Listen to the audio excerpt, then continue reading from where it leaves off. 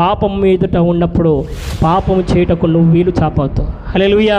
అది ఏదైనా కావచ్చు, కొన్నిసార్లు బంగారం కావచ్చు, కొన్నిసార్లు డబ్బు కావచ్చు, కొన్నిసార్లు వస్త్రాలు కావచ్చు, కొన్నిసార్లు అమ్మాయి కావచ్చు, అబ్బాయి కావచ్చు, అది ఏదైనా మన ఎదుట కావచ్చు, అబద్ధం కావచ్చు. నా దేవుడు నన్ను చూస్తున్నాడు. హల్లెలూయా. నా దేవుడు నన్ను చూస్తున్నాడు.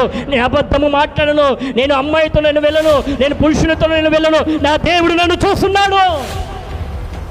ఒకవేళ నేను ఆ పని చేస్తే నా దేవుడు నన్ను క్షమించడు అనే ఒక తీర్మానం చేసుకుంటాను. ఈరోజు ఎంతోమంది ఎంతోమంది లోకంలో కలిసిపోయారు. ఎంతోమంది పాడైపోయారు. విచ్చలవిడిగా తన యొక్క శరీరాలను ఎంచినట్టే తాగబెడుతున్నారు. దేవునికి సంగమా, ఆలయం కనుక ఈ దేహము ఆయన ఇచ్చిన దేహము పవిత్రమైన దేహంగా మార్చబడాలి.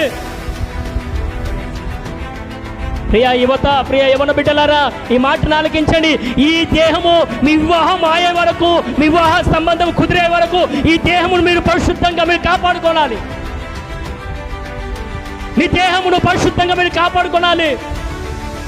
మీ శరీరాన్ని మీరు పరిశుద్ధంగా మీరు కాపాడుకోవాలి.